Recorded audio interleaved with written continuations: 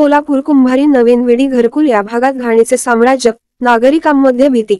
सोलापूर स्वच्छ भारत, स्वच्छ शहर चा नारा देत आपले शहर स्वच्छ ठेवण्याकडे शासन प्रशासनाकडून आवाहन करण्यात येऊन शहर स्वच्छतेवर मोठ्या प्रमाणात भर देण्यात येत आहे।